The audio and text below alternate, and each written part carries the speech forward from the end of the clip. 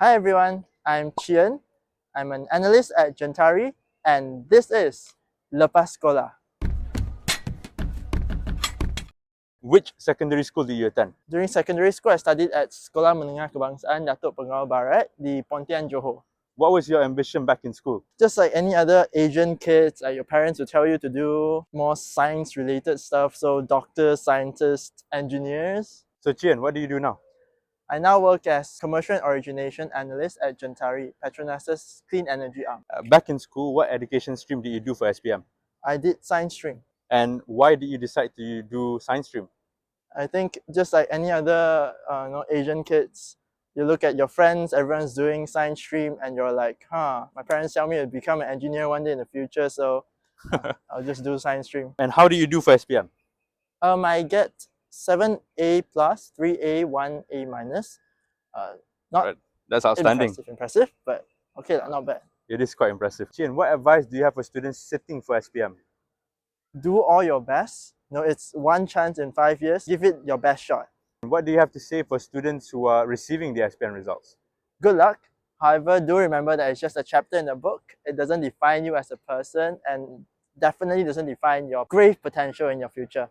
After SPM, did you receive any scholarships? Yes, I did receive a scholarship from Petronas Educational Sponsorship Program, PSP. What was the requirements like for the scholarship? The current requirement, as I checked yesterday night, it should be for overseas universities, it's 4A plus and 4A minus.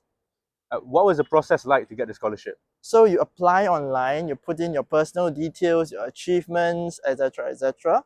And then if you're selected, you'll go to an assessment center. There will be a computer test on IQ and stuff like that. If you proceed to the next round, there's a group interview.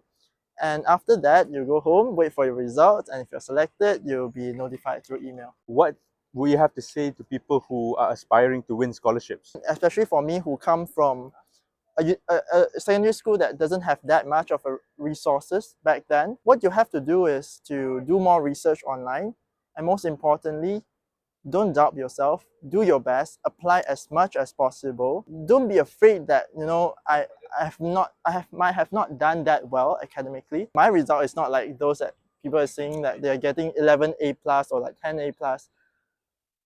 Just try your best. You never know. Maybe luck will side your way one time. What did you do for pre-university and where?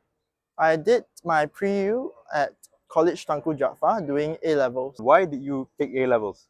To be honest, I don't really have a choice. At that time, I was doing matriculation at Kolej Matrikulasi Negeri Sembilan, and the offer came. The only choice I have, if I want to take this scholarship, is to go for A-levels at Kolej Tuanku, so I went for it.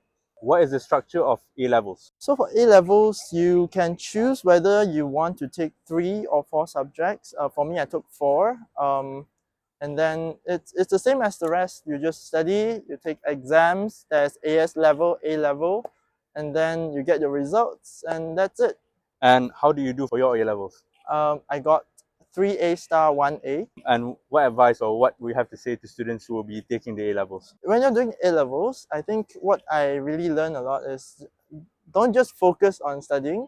It's a good time for you to explore as well, doing other stuff, community service, leadership experiences and stuff like that, to try and explore what your interest is in and try and find your value in life or what you truly want to do, because next phase of your life, you're going to university and you really want to know your value and what you want to do to make the right decision for your future. So Chien, after A-levels, where do you attend university and what do you study?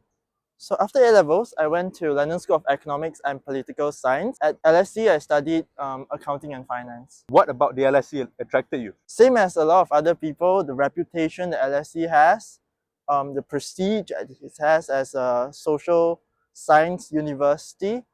And also, I think specifically if you want to talk about Malaysia, a lot of the business leaders has came out from LSE, especially in the realm of accounting world. What subjects do you take at A-levels to be able to get an offer from LSE? Economics, math, physics, and mathematics. But to be honest, for accounting and finance, mostly any subjects will actually do. Chien, what was the application process like to the LSE?